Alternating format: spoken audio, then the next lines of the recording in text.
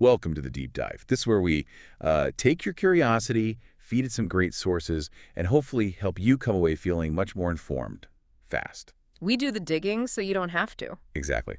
And today, we're tackling, well, how we think. We're drawing from excerpts of Matthew Allen's Smart Thinking Skills. Our mission for this deep dive, to give you some really practical tools for, sharper critical thinking, better analysis, and there's a big focus on communication here, too. Right. It's not just thinking in isolation. Yeah.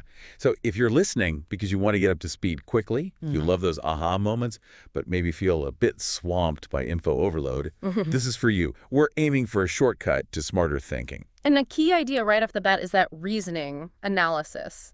They aren't just these abstract logic puzzles. They're really deeply connected to how we communicate, how we talk, how we write. Okay, so let's start there. What exactly is this smart thinking if it's not just, raw IQ?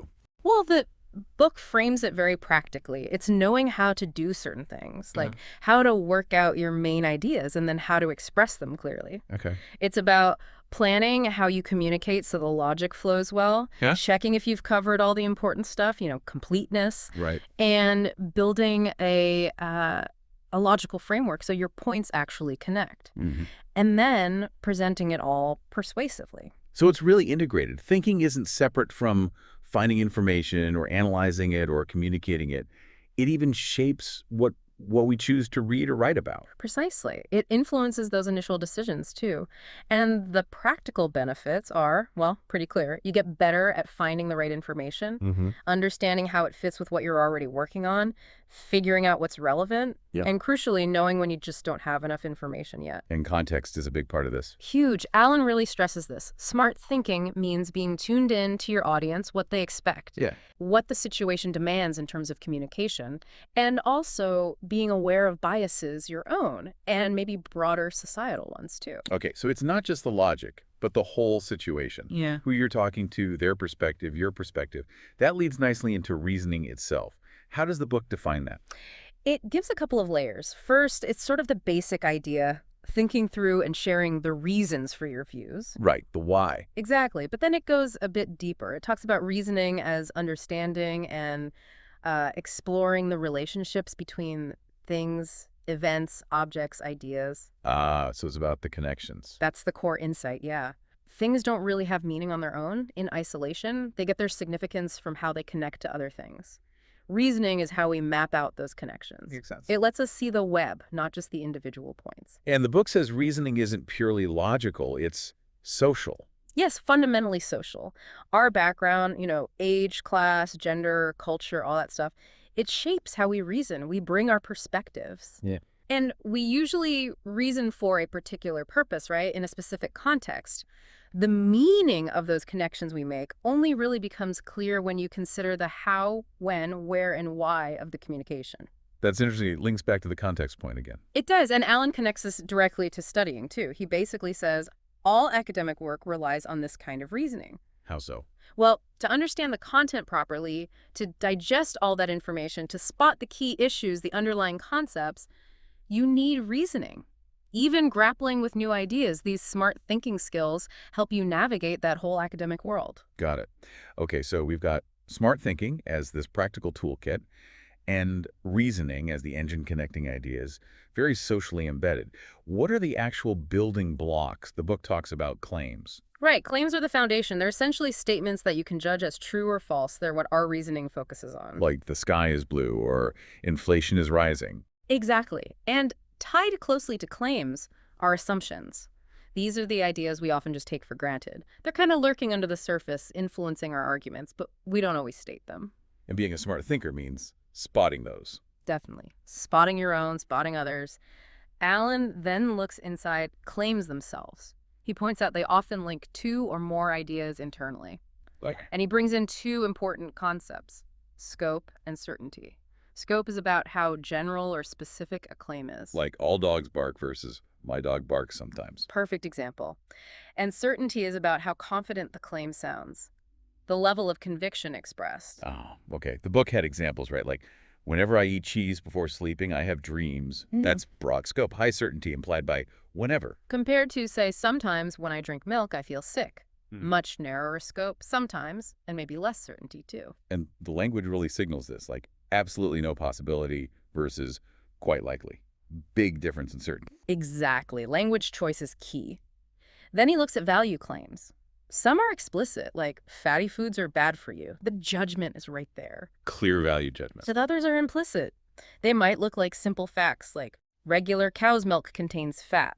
But depending on the context and audience, that word fat might carry an implied negative value. Sneaky. Okay, and then the difference between premises and conclusions. Essential difference. Premises are your reasons, your evidence. The conclusion is the main claim you're arguing for or trying to explain. So the why and the what. Pretty much. And crucially, the conclusion should go beyond just restating the premises. It should be an inference, a logical step based on them. Right, add something. And conclusions can be about different things. Future predictions, present facts. Yeah, the book mentions conclusions about the future predictions, always a bit doubtful, right? Inherently, yeah. Conclusions about the past or present, trying to establish what is or was true, and explanations which justify why something is the case. Okay, so we have claims, premises, conclusions. How do they actually connect? What holds the argument together? The linking, that's the reasoning in action. And it's often signaled by language. Words like because, therefore, so, as a result, since. Those little connectors are crucial. They show the logical relationship. Exactly. And Allen introduces this idea of analytical structure. It's a way to map out that logic clearly, visually almost. It's different from just the narrative flow of writing. And this casting idea, how does that work? Casting is basically the process of extracting that analytical structure from a piece of text. You identify the claims, identify the linking words, and map out how they support each other. Like detective work for arguments. Kind of, yeah. The book uses a simple example. Living near the chemical factory is dangerous, claim 1, because it emits poisonous fumes, claim 2. Therefore, you should move away, conclusion. Casting just makes that structure explicit. And there are symbols for this. Plus, signs and arrows. Right. A plus sign, plus, shows dependent premises reasons that have to work together to support the conclusion. An arrow shows the link from the premises to the conclusion. Dependent premises. So one reason might actually be made up of several linked ideas. Often, yes. Think of it like needing both flour and water to make dough. One ingredient alone isn't enough. Dependent premises are like that. They each provide a necessary part of the reason. If one fails, the support might crumble. Makes sense. And what about this framing premise? That's important. Sometimes the link between your evidence and your conclusion isn't obvious. The framing premise often acts like a general rule or principle that explains why that specific evidence supports that specific conclusion. Okay, like the example about Australia being a good country because it has religious freedom. The missing piece was the implied framing premise that religious freedom makes a country good. Exactly that. It makes the connection explicit. It's often an underlying value or assumption that needs to be stated for the logic to be clear. And we need to avoid circular reasoning, right? Where the conclusion just repeats the premise. Yes, that's a key fallacy. It looks like an argument, but it doesn't actually provide any real support. It just goes in a circle. Okay, so understanding this structure helps us see weaknesses. Absolutely. That's a major benefit. Once you map it out, you can see if the links are strong, if premises are missing, if the reasoning is sound. It helps you evaluate arguments, your own and others. And improve them. Definitely. The book then talks about strengthening reasoning. Starts with the claims again. Context is vital for meaning, including connotations the sort of baggage words carry beyond their dictionary definition. Right. And claims aren't all the same type. No, they can be direct statements or indirect reports. He believes that. Or hypothetical, if X, then Y. The examples from Australian history showed that variety. And a really key point seems to be that premises need support too. It's not just about the final conclusion. Crucial point. You can't just assume your audience accepts your premises. Why should they? Every premise, if challenged, could potentially become a conclusion needing its own supporting premises. Turtles all the way down. Sort of. Though Allen does mention rare self-evident claims, true by definition, like you're either pregnant or you're not, but most need backing. And we often back them by appealing to authority. Yes, but we need to be careful. It's important to distinguish between just reporting what an authority says and actually analyzing why that authority is credible on this topic. Got it. Don't just name drop. Right.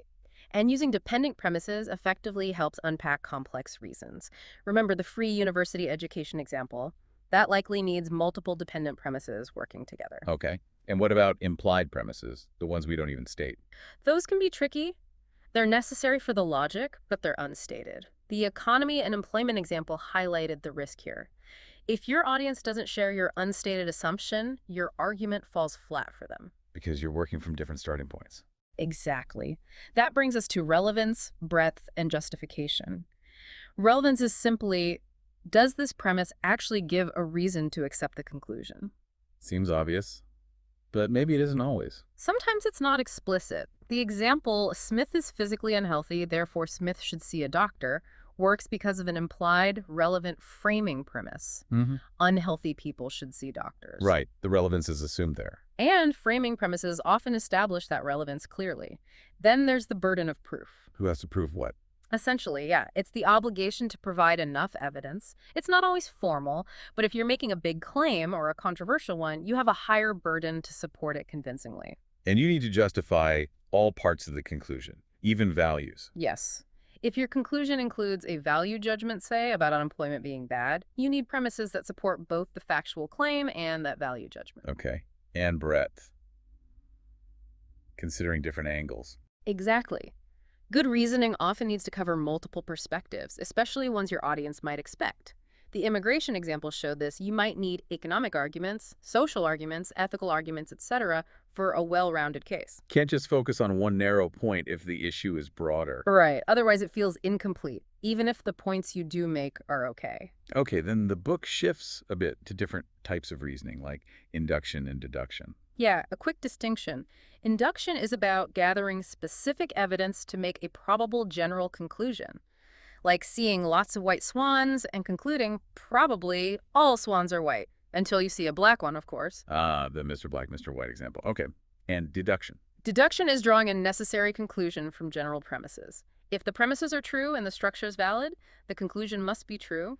Classic syllogisms like all men are mortal, Socrates is a man, therefore Socrates is mortal. Right. Probability versus necessity. Then Allen lists 5 common reasoning types, though he stresses they often overlap.